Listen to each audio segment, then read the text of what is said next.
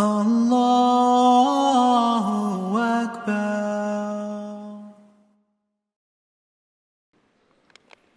أعوذ بالله من الشيطان الرجيم بسم الله الرحمن الرحيم أشهد أن لا إله إلا الله وحده لا شريك له وأشهد أن محمدًا عبده ورسوله أما بعد أعوذ بالله من الشيطان الرجيم بسم الله الرحمن الرحيم السلام عليكم Assalamu alaikum. Jazakallah. Thank you so much. Brothers and sisters, I want to first thank you before getting into the assigned topic that I have. Thank you for actually coming to this convention. Coming to this ICNA convention in the city of Baltimore. Coming at a time when this nation is so conflicted in its identity that this nation falls nowhere near being short in the ideals of everyone coming together in this land of America. But as recent events in Baltimore have pointed out and all across the nation, there are so many who are outside of this freedom and outside of the benefits of living in a country like this. And so it's very appropriate that you and I take the time from our busy schedules to pause in the midst of all of these varying social conflicts and pause and reflect on the sunnah and the sirah of the Khatam Nabi'een Muhammad sallallahu alaihi wasallam. That it's very important that we don't try to just turn to our sociologists, turn to our anthropologists, but we turn to the best divinely perfected example in the form of Rasulullah sallallahu alaihi wasallam, and that there we can glean answers to so many of the pressing issues and questions that we are confronted with today. I have the task of talking to you briefly about raising children, but I want to address a very specific dimension of our raising children in the context of here in the United States. It goes without saying that raising children as Muslims in America is an awesome task. It presents many challenges. Many of these challenges are made worse because of the media-driven images and stereotypes that you and I and our children find every time they turn on any dimension of the media. Any media platform delivers into our homes and delivers to our children and delivers to us images and stereotypes that make it much more difficult for you and I to shape and to mold the minds of these pliable young people. It makes it much more challenging. And so this awesome responsibility, I want to just go through just a few of the commonly known and accepted values and qualities that you and I as parents and grandparents have in trying to raise Muslim children, to try to raise a generation of believers. It goes without saying that one of our first responsibilities is that of instilling this love of Allah subhanahu wa ta'ala, to put into the heart of our young people, to instill this kalama shahada, to instill the idea of La ilaha illallah Muhammadur Rasulullah. It goes without saying that the love of the Prophet Muhammad sallallahu alaihi wasallam, his life and his sunnah, is such an inseparable part of the perfect development of the human spirit of Muslim lives, of young people and old.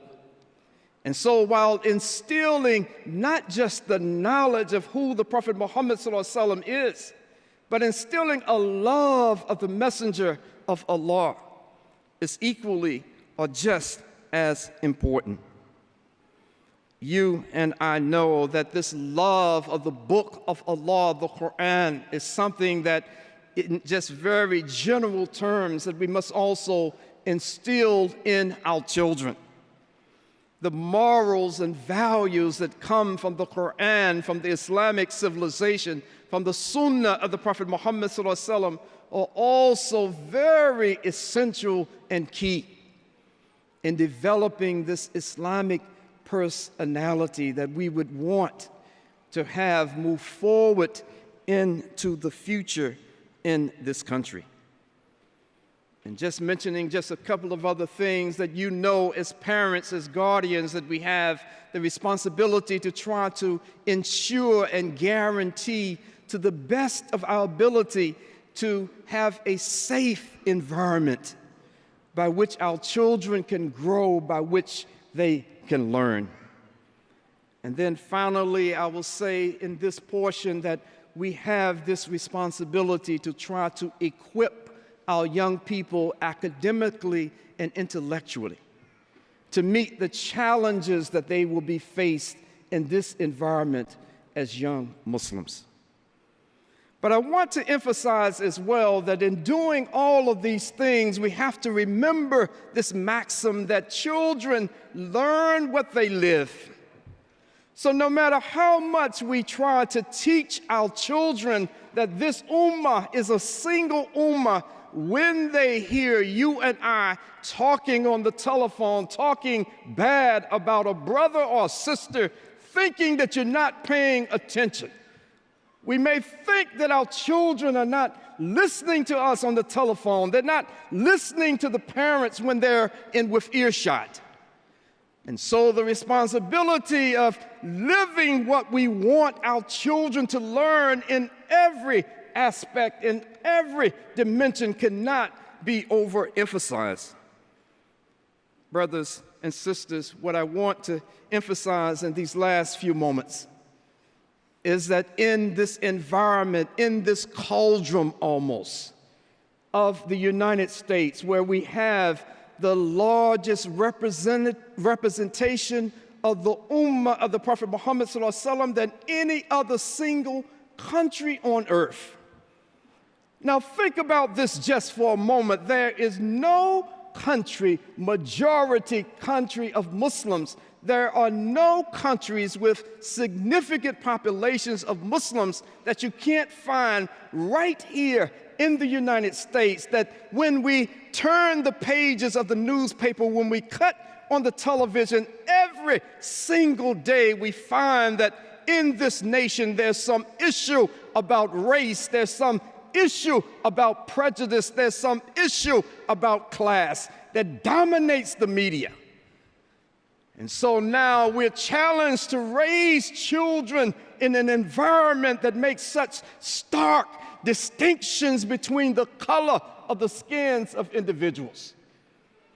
Brothers and sisters, Allah subhanahu wa ta'ala has made it so clear in the Qur'an, and the Prophet Muhammad sallallahu alaihi wasallam has emphasized on so many different ways, and I'll try to share some of this with you in this presentation, that Allah subhanahu wa ta'ala, Ya ayyuhal nas, Allah addressing mankind, not just Muslims. Allah subhanahu wa ta'ala reminds mankind that He, Allah subhanahu wa ta'ala, has created us from this single pair, that we all come from the same family.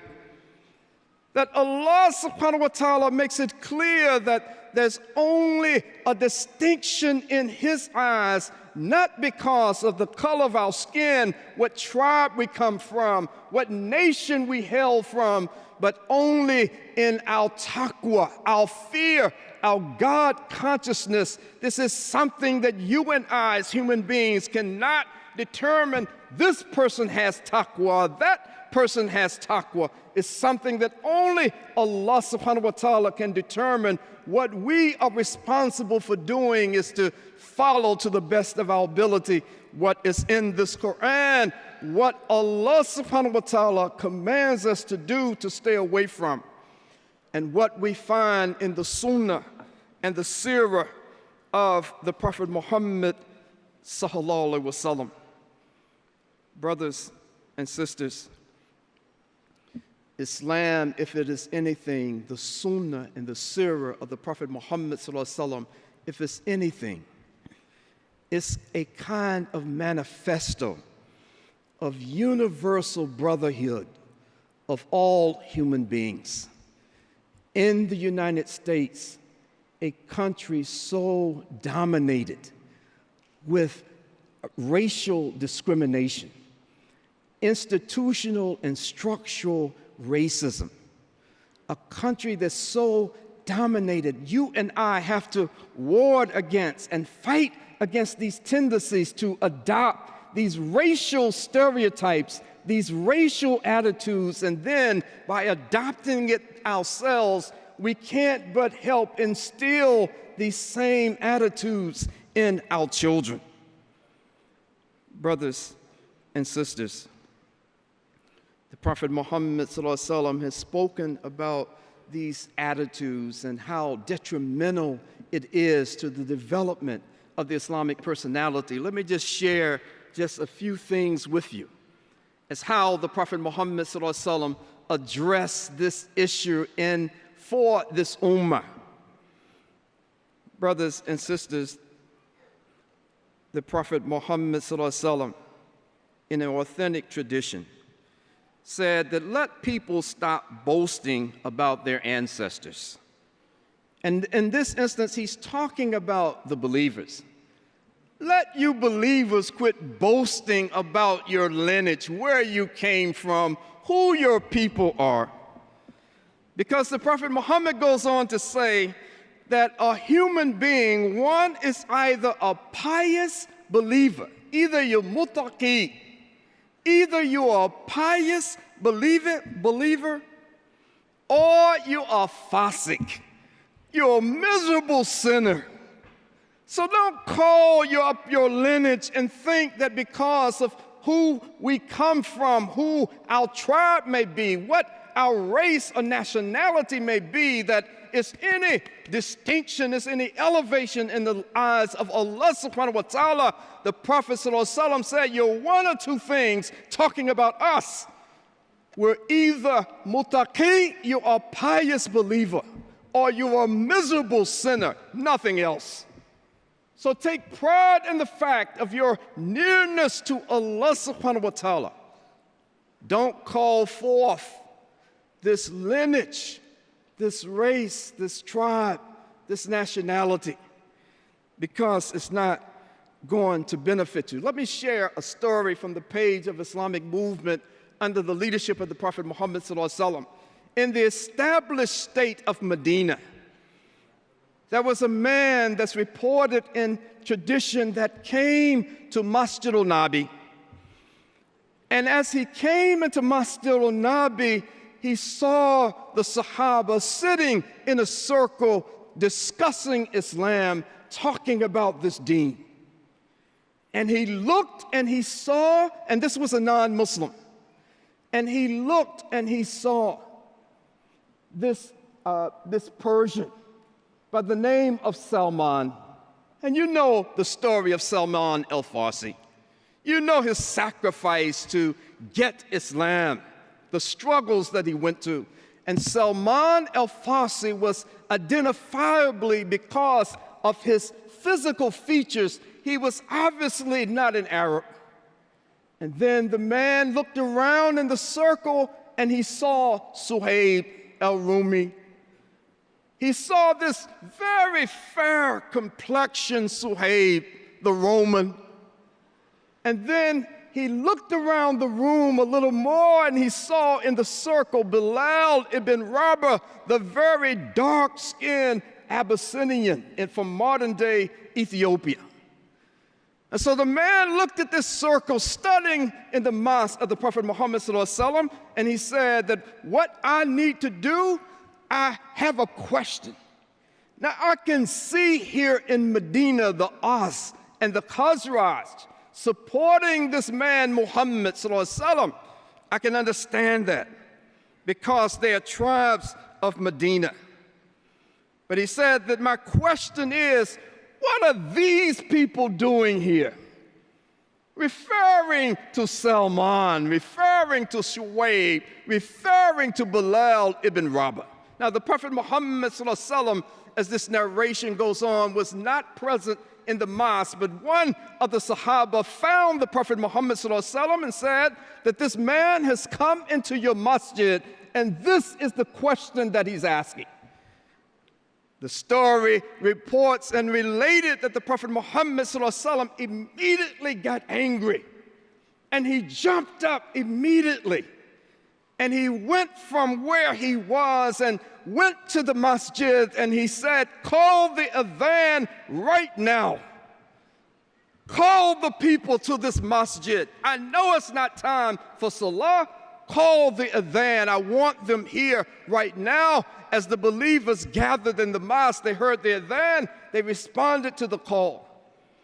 And the Prophet Muhammad ﷺ said in response that, "O people, know that Allah, the Lord, is the Lord and sustainer, and He is one. Your ancestor is one. Your faith is one. The Arabism of any one of you is not from your mother or father. It is no more than a tongue. It's a language. Whoever speaks Arabic is an Arab." That the Prophet Muhammad ﷺ was cutting through this asabiyah, this idea of nationalism, that I put so much pride in the fact that I'm from this particular Arab tribe, that the Prophet Muhammad ﷺ cut through all of that. He said, it doesn't matter where you come from. Don't start getting close to someone because of their language. If they're speaking Arabic, consider them an Arab. Brothers and sisters, the Prophet Muhammad ﷺ made it very clear. We have a narration that a brother came to the Prophet Muhammad ﷺ and explained that I love fine clothes. I love beautiful clothes and nice fine shoes. Is this asabiyah? And the Prophet Muhammad ﷺ responded by saying, no, that's not asabiyah.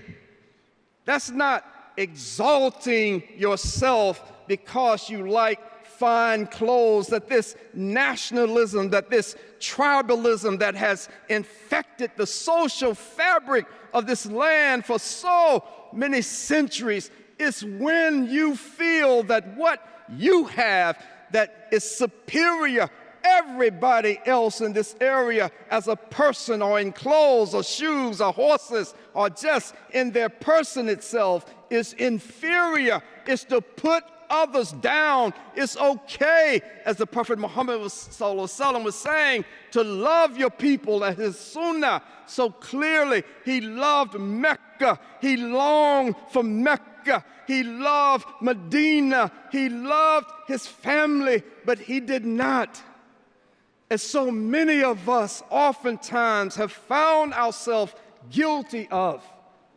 loving our family and loving our racial or tribal group, and thinking that somehow that we are superior, and we put other people down at the expense of a commonality, of unity of this ummah. We pass these attitudes on to our children. Why? Because children learn what they live. It's not what you and I preach to them. It's how they see you living when they hear you, when they see that my ummi, my abu have no friends outside of our own family and tribe or our race. That my mother and my father, I've never heard them say anything but negative ideas and thoughts about others outside of my race and my tribe. It doesn't matter what you and I come behind them saying after that. They are learning what they are living if we create an environment for our children to grow up in this country, where they find themselves in these contradictory, almost schizophrenic relationships with other people of this land, then we are depriving ourselves and depriving the next generation of leadership in this country of the pristine purity of Islam, that through the example of the Prophet Muhammad so smashed these kind of artificial attitudes about the importance of one group over another. You and I know that the Prophet Muhammad sallallahu alaihi wasallam, during his last sermon, made it very clear to the over 120,000 people gathered in the plain of Arafat that the Prophet Muhammad sallallahu alaihi wasallam made it so clear, again repeating that Allah subhanahu wa ta'ala is one, making it so clear that there's no superiority of an Arab over a non-Arab, of a black over a white over a black, and the same thing with Arab and non-Arab, that there's no superiority of people, only in our taqwa, only in our fear of Allah subhanahu wa ta'ala. So brothers and sisters, unless and until you and I do more than just intellectually appreciate this concept, unless and until you and I actualize this in our minds, in our hearts, in our treatment, in our attitudes, in the way that we interact with other Muslims who don't look or come from where we come from, unless and until you and I get to the standard of that righteousness and value in the eyes of Allah subhanahu wa ta'ala only comes from those who are the most God-fearing, the ones who are the most pious, unless and until you and I get to this level of understanding and practice. The light, the nur of Islam in this particular area will be forever dimmed. That we will be in a nation that has grappled and struggled with this issue of race and racism for so many centuries now. Not so many, because this nation is still a relatively young country, but you and I know that we have not reached our full potential socially and religiously and across the board. Why? And I say it's because of this elephant that's in the room called race. And you and I, as Muslims, we have the solution in the sunnah of the Prophet Muhammad sallallahu alaihi wasallam. We have it in his seerah. Learn this sunnah, learn this seerah. And for the purpose of this discussion in this particular area, let me just end on one final example from the lifetime of the Prophet Muhammad sallallahu alaihi wasallam. You and I know that all of the descriptions of Bilal ibn Rabah that come through from the seerah literature is that he was a very dark complexioned individual from Abyssinia. And we know that Bilal ibn Rabah, radiallahu anhu, was a very beloved Sahaba of the Prophet Muhammad sallallahu alaihi wasallam. And when we look into the history of this period, we find that Bilal ibn Rabah had a brother. I think his name was Abdul Rahman. And everyone knew how precious, how close, how much love there was for the Prophet Muhammad sallallahu alaihi wasallam had for Bilal. And so Bilal's status was enhanced because people knew that the Prophet Muhammad sallallahu alaihi wasallam loved him so much. Bilal's brother wanted to marry an Arab sister, a sister from an influential tribe, and he went and he proposed to the father. And they did everything in that household but to run him out of the house. Get off my step. Get away from here. What do you mean coming asking for my daughter's hand in marriage. So Bilal's brother went to Bilal and said to Bilal, "Oh, Bilal, you're my brother.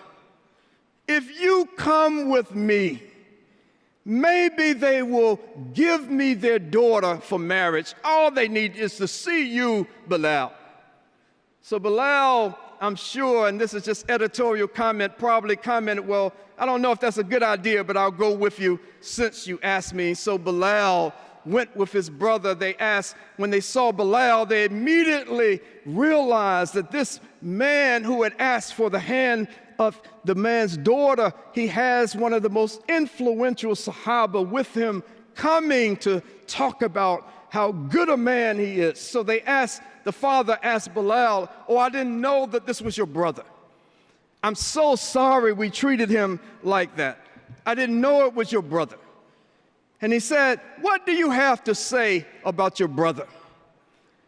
And not having a shred of asabiyah, not having a shred of my family, even when they're wrong, Bilal ibn Rabah said that this is my brother. He is no good. I haven't found any good at him whatsoever. Now, if you want to marry your daughter to this no good brother of mine, then go ahead and do it. But just because he's my brother, just because you're just waiting for me to say that he's a fine man, that's your decision. But no, I am not pushing him forward because we are from the same place. We are from the same mother. He is no good. So do as you please. So brothers and sisters, in this context, in this city right here in Baltimore, where so many of us have been guilty when we looked at the rebellions. When we looked at the rebellions, I'm going to get off here. When we looked at the rebellions here in Baltimore, because of stereotypical information and labels that have been attached to so many, if not most, of people of African descent, we were immediately calling them thugs. We were immediately saying, "Look at those criminals." And then a little more time goes by, and we realize that in parts of Baltimore that the institutional structure has provided living places and dwellings where the income and poverty level is worse oftentimes than many third world countries. And so then we had to take a step back and realize, well, maybe these people are not just thugs and criminals. Maybe this structural racism, this system here in Baltimore has not afforded. I'm not making excuses for people to take other people's property, but I'm saying that the labeling comes from stereotypes that you and I have internalized about others. Assalamu alaikum.